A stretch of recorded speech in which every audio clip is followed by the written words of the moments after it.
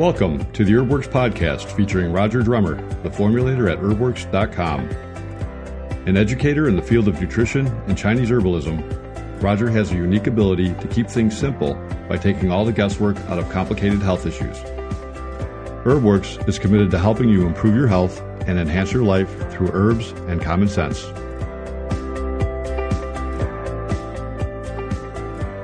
Welcome to another HerbWorks podcast. This is Laura Shakti.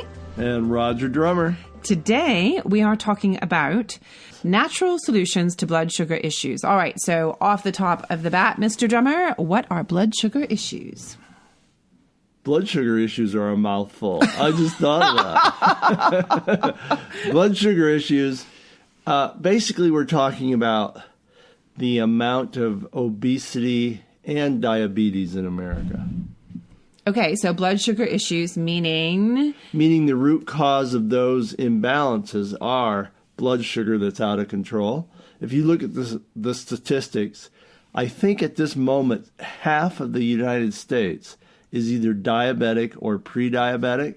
So you're talking about 160 million people if those statistics are right. And I'm pretty sure they are. Wow. And then 40% of adults are obese and 20% of children are obese. And it's, again, both of those things are related to blood sugar issues that are out of control.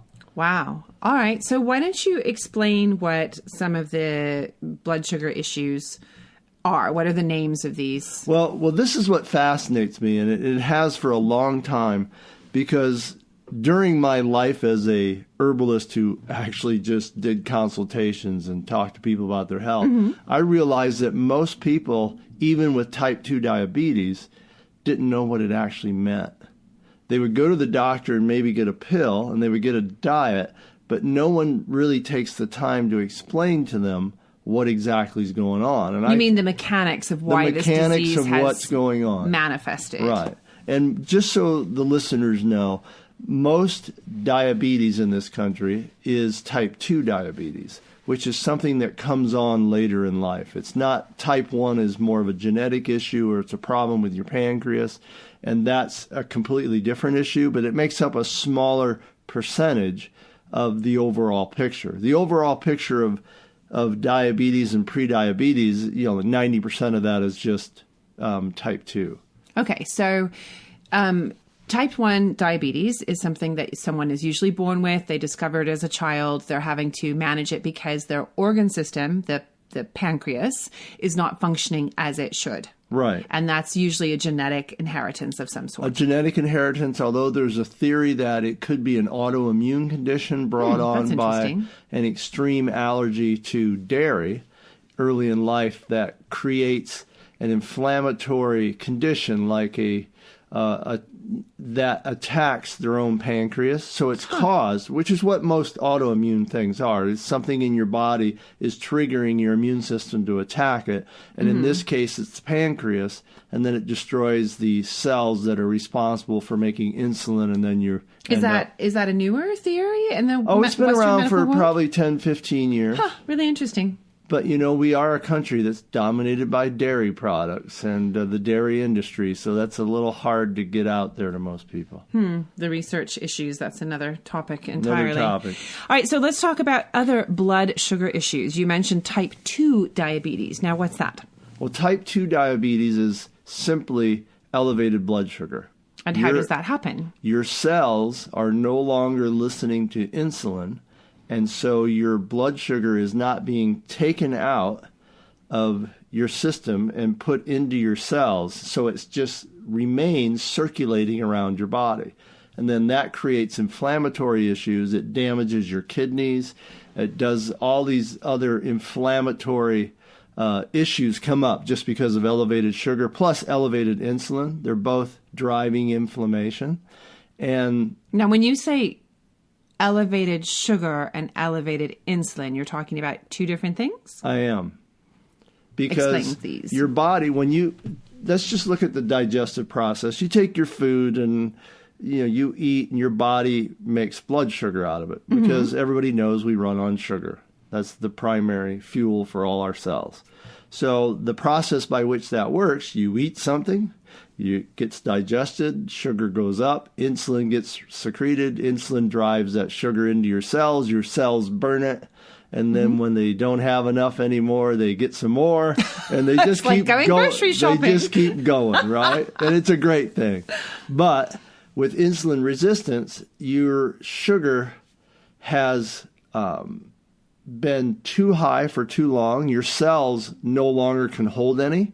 And this is what's going on with obesity. Your cells are stuffing themselves with sugar, and you're putting on weight. You've consumed too many calories, and that's been converted into energy that's stored for future use. So it's stored for fat as future use, right? So in insulin resistance, though, your cells are no longer listening, right? They're no longer taking anything in. They just can't, right? They're stuffed. They can't do anything else. And so that your body still has this sugar and it has this insulin circulating around, and then that causes inflammation in your arteries, which down the road can then become, high cholesterol, heart disease, plaque buildup, all these inflammatory conditions that are related to it. But the main issue here, and this is what is never explained to the people that have it, is that you have insulin resistance. And basically that is just a sign that you're eating something that your body can't handle, and your blood sugar goes way too high, and you can actually change that. But this is the part that we don't educate people about, that they can actually change their condition through their diet. They're usually just sent home with a few things that they're told to eat, and told to eat less, and then told to take a pill. But in reality, almost all type 2 diabetes can just be changed by diet and lifestyle. Well, there are now a lot more lifestyle education going on with people that are diabetic from type 2 diabetes. I think there's a lot more push in the wellness community and in the allopathic Western medical community as well to educate people, have them track their diet and talk about this. Yeah. But what I'm hearing from you is that there's also this component to it that's maybe not so well known about your personal reaction within your body to certain foods that could be contributing to the problem, the disease. Well, most of the time they tell you to eat less, but most people aren't eating a healthy diet to begin with. And then they'll tell you to maybe change a little of the ways you're processing some of your food, the way they prepare it or different aspects like that. But they don't really educate you on the fact that you could just be eating a lot of foods that you don't react well to, that abnormally raise your blood sugar, and you should never be eating them. Can you give me some example of this? Because sure, I think that's a really broad topic. I'll tell you one of the best books I ever read on this was a guy named Rob Wolf wrote a book. He's the guy that started all the research, well, not the research, but the books that came out on paleo diet. Okay. And he has a book called Wired to Eat, which I really like. But in that book, he had a very simple solution to a lot of these things, is that if you're pre-diabetic, or even if you're just a guy that likes to exercise or someone who likes to track their health, you should buy one of these little meters and test your blood. Right? Because all diabetics do that. They test their blood every day. But the average person never thinks about that, right? Well, you can test your blood 2 hours after you eat a certain food and see how high it is. And if it's abnormally high, you know that you don't react to that food well. Right? So what are some foods that someone might try that with in general? I mean, is there a category of food? Or? In the book, this is fascinating too. In the book, he actually talked about the fact that he can eat lentils anytime he wants, and they barely raise his blood sugar. Well, lentils, for most people that are type 2 diabetes, is just off the chart in the way that it raises your blood sugar, because they're mostly carbohydrate. They digest really quickly. They're not a good food. But he found out in his testing that he could eat it any time he wants. It doesn't do anything to him. Whereas another food that he ate that other people normally eat just skyrockets his blood sugar. Like yogurt, or I'm not sure if I remember right, but I think it was a banana for him, something like that. But so he just doesn't eat it. Well, it makes common sense, right? You takes you a month or so, you test all your foods, and all of a sudden here's a danger zone, right? Can't eat those. Like one of my friends told me, I had black beans. He's type 2 diabetic. I ate black beans the other day, and my blood sugar went from 100 to 170. I said, I go, well, there's a lot of carbs and sugar in black beans. He didn't know that, right? Well, I said, well, now you know that that's probably something that you eat very little of as a flavor, or you just eliminate it from your diet because you just do not handle that particular food. And that was the whole theory in the book Wired to Eat. Find out the ones that throw you completely off and eliminate them, and eat the ones that you just do really well on. I understand that concept, but I would also say from another point of view that would be a lot of self-research, right? And a lot of testing. You're getting the equipment, you're doing this. Is there a more general way that people could look at a diet or a food grouping, something that would help with blood sugar issues? Well, there is a general way. You can look at low glycemic foods. Everybody knows the low glycemic food index. You can also look at... Well, maybe everybody does know what the low glycemic food. What is it? Well, if you have type 2 diabetes, they've told you about, at least they'll tell you about the low at least glycemic you hope that load. they have. Meaning that when you eat a food, it has a low... a minimal ability to raise your blood sugar, basically is what that means. But you can look at that, but you can also look at not eating processed food, because anything that's processed food and does not have fiber in it tends to raise your blood sugar abnormally high. So you eliminate that. So if you can get your diet down to just eating whole foods and a lot more plant foods and a good protein at every meal and nutritious fats, then you're going to go a long way to regulating your blood sugar on your own. And then maybe you can fine tune it along the way. But, the reality is that it might seem like a real pain in the butt to go through this process. Yeah, that's what I'm thinking. Yeah, you're thinking that. But thinking, you have to realize you have been given a label of a disease that most people in medicine are just assuming you will have for the rest of your life. So that means that you've now set yourself up to take drugs for the rest of your life, and your body has an inflammatory condition. And that inflammatory condition, which, by the way, diabetics tend to have about 6 times more levels of inflammation than the average person, right? So that sets you up for the other statistics, which is 2 out of 3 diabetics end up having a heart attack because of all the inflammation. You end up, you're putting yourself in a prime position to become obese, which has its own health issues, and it's one of the major causes of early death.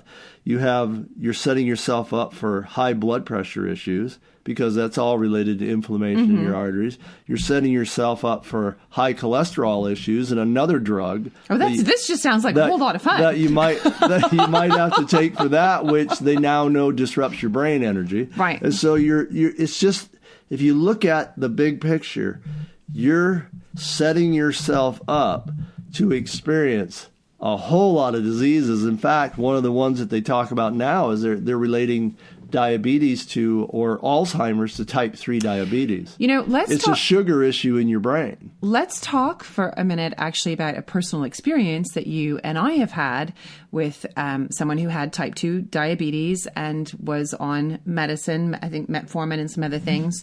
My father was a type 2 diabetic. And he was not obese by any means.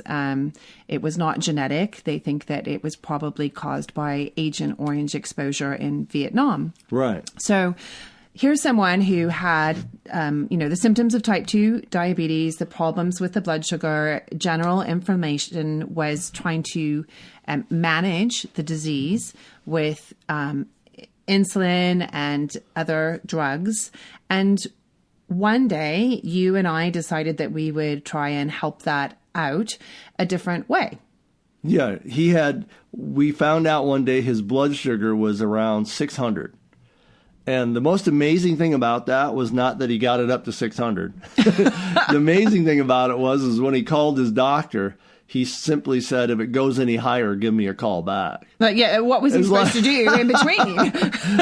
Wow. I mean, 600 is heart attack area. Yeah. 600 is like early death, So basically, though, we put him on a diet. We just changed his food for 2 days, and he woke up and it was 105. Yeah. So that's a shift of almost 500 points in 2 days of eating different food. Now, I mean, that being said, we were the ones doing the shopping. We were the ones doing the cooked cooking. for him. We were the ones presenting this meal, so all he had to do was eat it. Right. And it was stuff he loved, but on his own, what did he like to do? He just, open the freezer and eat a bottle of eat ice cream. Eat ice cream, have some bread. You kind of get into the mindset of someone who's been through the war, been through all this, really doesn't want to have anybody tell him what to do, especially with his diets. But, you can manage it if you want to make the change. I mean, I would say that. we were quite shocked, actually, at how that managed his blood sugar and his diabetes just by managing the food portions of protein, greens, vegetables, low glycemic foods is what you're talking about, and what a vast difference that made and changed for him. But again, that was only sustainable for him in this case, as long as someone was able to provide that for him. Right. I did talk to a guy once that I made a tape once that talked about changing your breakfast and eating to regulate your sugar. And this guy listened to it, and he actually did it, which was surprising. Most people won't take advice and actually change. But he did it, and within 30 days, he went off 6 medications for high blood pressure and diabetes. And he normalized. And all it was his body was having a different reaction to the food he put in it. And this is the whole point. He found out that the things he was eating was what was driving all his issues. So he just changed his food intake, and he changed the timing of it. And all of a sudden, he no longer reacted that way. And this is the interesting thing about the human body, is that it is set up to always be in a state of balance, to always bring itself back to a set point. And the reason it doesn't do it all the time is because of what we put in it. It does it partially because of our thoughts and our stress, and then partially because of what we're always putting in it. It's having a reaction to it. And it's trying, most often, it's just fighting against what we put in it. And then we think we have a chronic disease, but it's only just simply the only way your body can react to that type of food. It just can't handle it. It's reaction. So it's more of a reaction than a disease. So if you can change it, it'll react a different way. And the body never loses its ability to want or strive toward a more stable equilibrium. That's just the way it's set up. It's always going to do that. You just have to help it out. Now, I'm really interested in this idea of inflammation, insulin, and you mentioned a bevy of diseases that can happen when inflammation takes over the body, right? And how those can be considered complications of type 2 diabetes, or simply just a path that happens when... It's a layer of it. A layer of it. Yeah, that's what I would say. So talk to me a little bit about the role of adaptogenic herbs and inflammation, and how that might relate to blood sugar issues. Well, first, I want to talk about the fact that if you look at all chronic disease, it is basically, they trace it back to inflammatory conditions. There's inflammation attacking somewhere in your body that throws it out of balance, and then your body's reacting to that. And by chronic disease, you're meaning things that take time to develop in the body that are not... A chronic disease is almost always something that develops over a long period of time due to deficiencies of nutrients, the wrong food, the wrong reaction to something that you're putting in your body or something that you're doing. That's a chronic disease state. So the way that Alzheimer's is related, that's inflammation, again, in your brain that's just destroying the synapses in your brain. They're no longer able to communicate. Your brain cells run on sugar just like everything else, and they can become insulin resistant. And this is why you probably saw some articles where someone started eating coconut oil and their mind cleared up, right? Well, that's because coconut oil allows your body to make a type of fat called a ketone, and your brain cells can run on a ketone When they're insulin resistant, they use it as an energy source. It doesn't mean it's going to cure your Alzheimer's or cure your memory issues, but it is a good indicator that you have insulin resistance and it's affecting your brain. And you have a podcast that we've done on the ketogenic diet, right? Right. Yeah.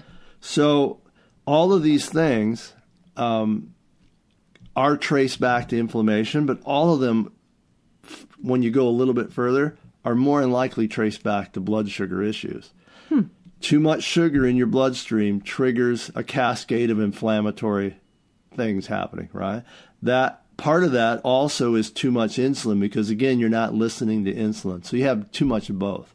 Both of those are creating a cascade of inflammation. Look at how most long-term diabetics end up on kidney dialysis. Why is that? The elevated blood sugar and inflammation from it finally wears your kidneys out to where they no longer function. The kidneys are overtaxed continuously by the amount of inflammation and sugar in your system, and after a while they just break down and can't work anymore. So how do adaptogenic herbs fit into this picture of general health, chronic disease? Adaptogens and herbs all fit into the theory, if you want to look at it in Chinese herbology, which is the kidneys are part of an energy system called they just refer to it as kidney energy. Okay. Right?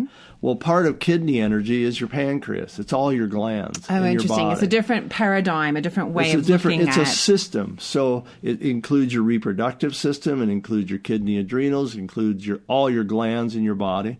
So they have certain herbs that are very good for strengthening your kidneys. Now, without doing anything else but just strengthening your kidneys, you can have an impact on how your disease state is actually affecting your physical body. I had a really amazing experience once, and it wasn't planned. It just happened. And it's happened to me twice. I had two different clients. One was 20 years old and one was in his 60s in a wheelchair. Both of them had diabetes, both of them had diabetes and ended up on dialysis. I can't imagine being 20 years old and being on dialysis. And both of them I put on a program of Chinese herbs, which just had a lot of herbs for kidney reproductive energy, right? And both of them were on slightly different programs. They weren't the same at all, but they were to strengthen their kidney adrenal energy, and they had some herbs in it for stress, right?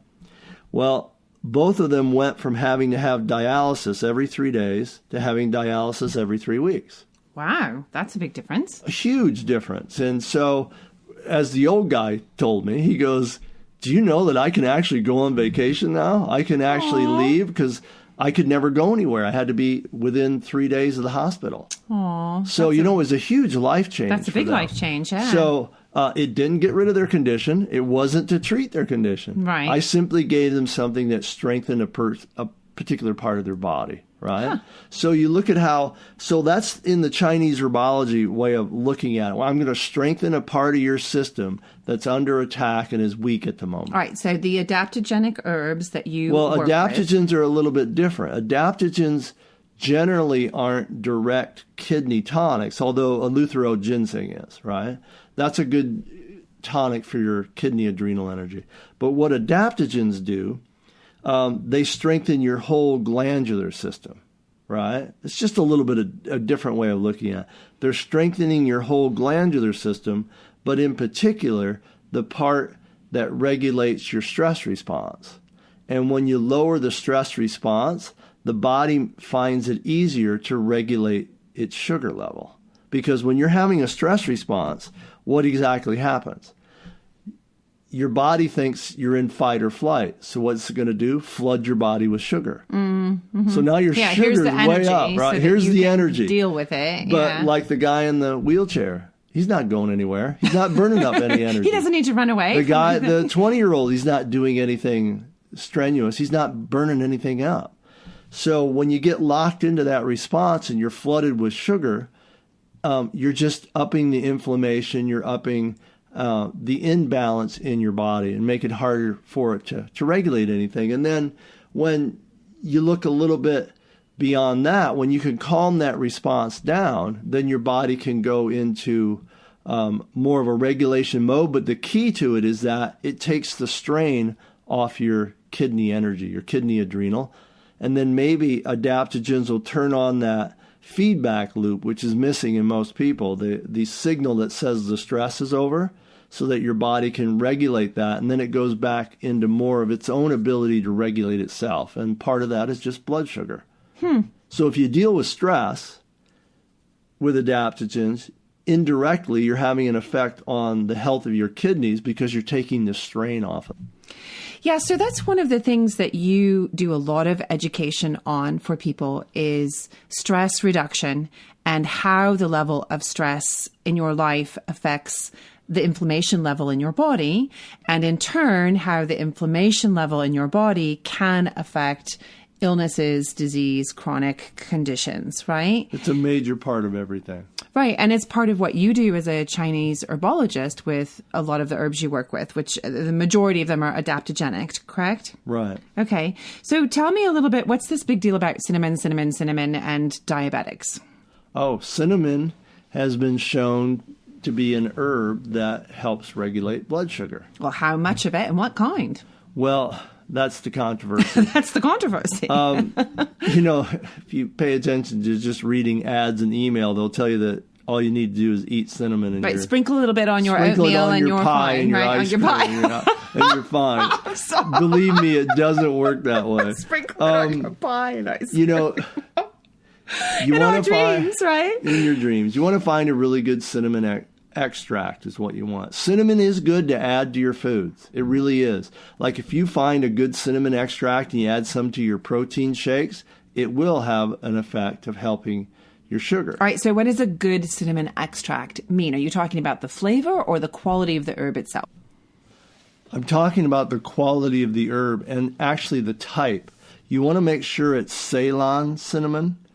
It's, that particular type. Because Ceylon from the island of Ceylon. Yes. Yeah. That's the type you want to get. It has the best blood sugar regulating qualities to it. But you also want to try and find an extract, meaning that it's been extracted. Sometimes it'll be a 4-to-1 or a 5-to-1, meaning that they've taken 4 or 5 pounds and extracted it down to 1 pound. Because if you don't, you're going to be looking at taking anywhere from 2 to 4 teaspoons of sugar a day. Or not sugar, I'm sorry, but 2 to 4 teaspoons of cinnamon a day. Which is a little more than sprinkling it on your pie and your ice cream. It's a little more than that, right? And so you want to find an extract, or there is a good product out on the market. I have to tell you, I do have some experience using this myself. There's a product called Sinsulin. Sinsulin. Yeah, and Sinsulin comes in a capsule. It's a cinnamon extract that's actually been put through a clinical trial, shows that it regulates sugar. They combine it with some chromium, which is a nutrient that helps you regulate sugar.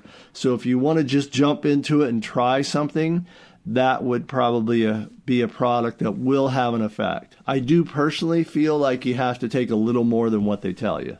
That's just my own personal experience. I used it for a long period of time when I was trying to regulate my sugar because of the ketogenic diet. So, Now, you became really interested in blood sugar for what reason, personally?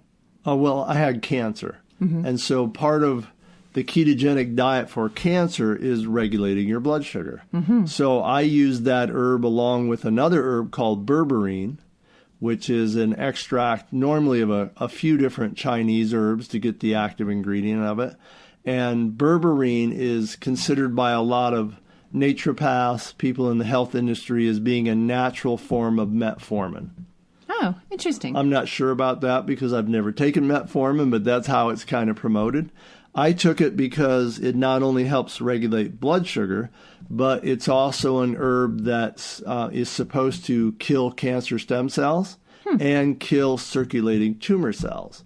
So because of my condition and the fact that I had a biopsy, which meant they scraped my tumors, I knew I had circulating tumor cells. So that was part of an herbal program that I used for that. And I got the added benefits of it help with regulating my sugar. Because again, part of the ketogenic diet for cancer is getting your sugar down to a pretty low level. So I just use those herbs for those particular benefits, and I found them to work actually very well for me.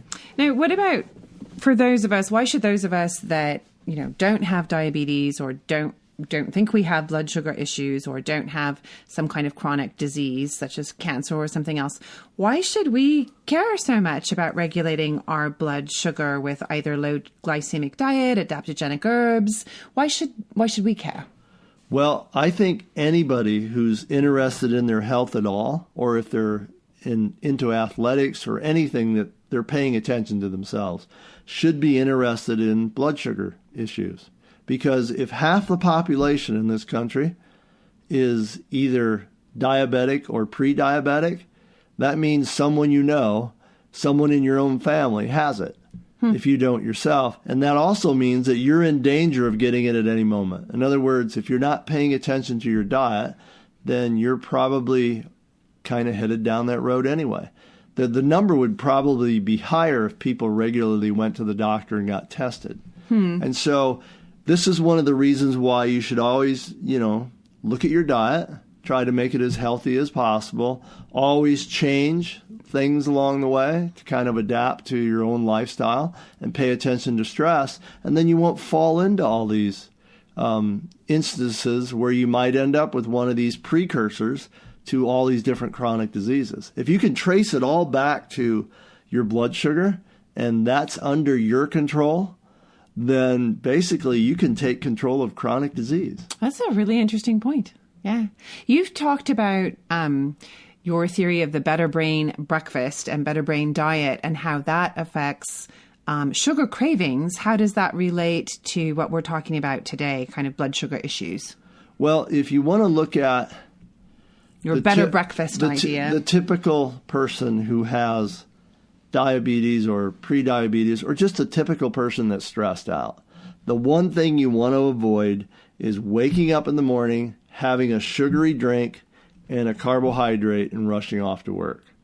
What that does, and this is something people don't realize either, is that your body wakes you up by raising your cortisol, which is stress hormone.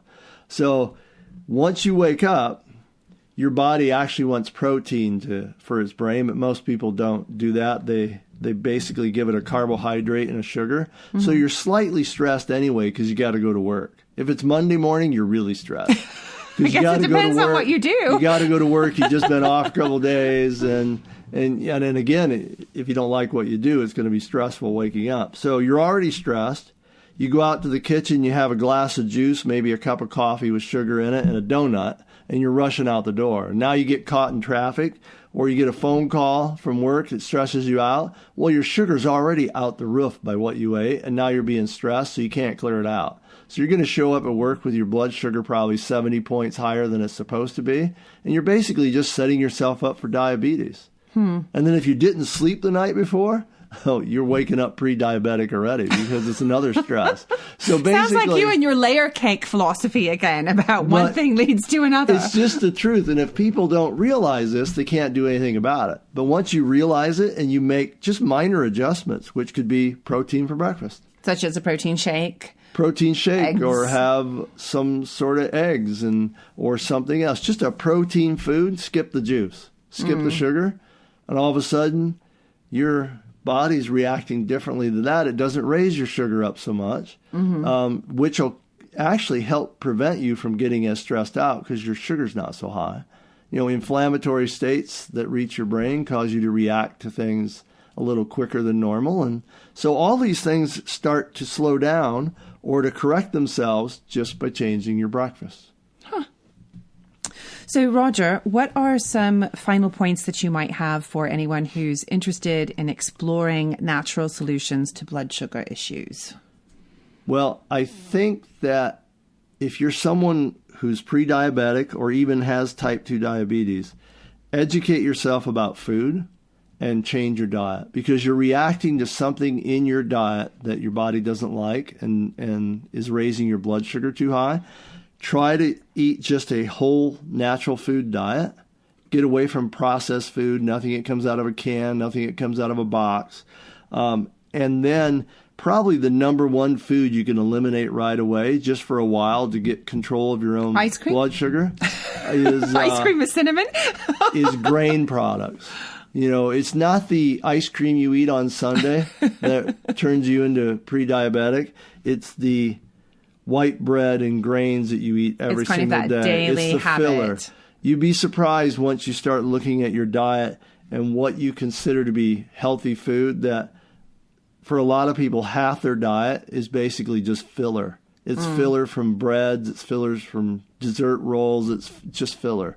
And your body's not reacting to that very well. All right, so step one is kind of look at the overall low glycemic analysis of what you're eating. Okay. Look at whole foods, okay. Eating whole foods in their natural state, having better beneficial fats in your diet. We've talked about that, avocados, olive oil, coconut oil, and then stop grains for a while until your body regulates itself and your blood sugar comes out of control. And then you can reintroduce some of them and see how you react to it.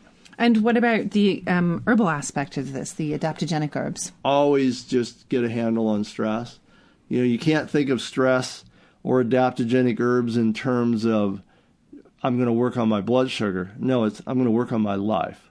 The great thing about adaptogenic herbs is they change your brain function. They change not only your reaction to stress, but energetically they change your brain to where you're thinking more big picture, more up in the frontal lobe where you see possibilities and you have more enjoyment in life, as opposed to being always down in fight or flight, which is ruining your blood sugar and putting you in a position for poor health. Mm-hmm. Well, that has been some fascinating information on blood sugar issues, inflammation, different natural solutions that are out there. Thanks for talking about that with me. Oh, you're welcome. This is Laura Shakti.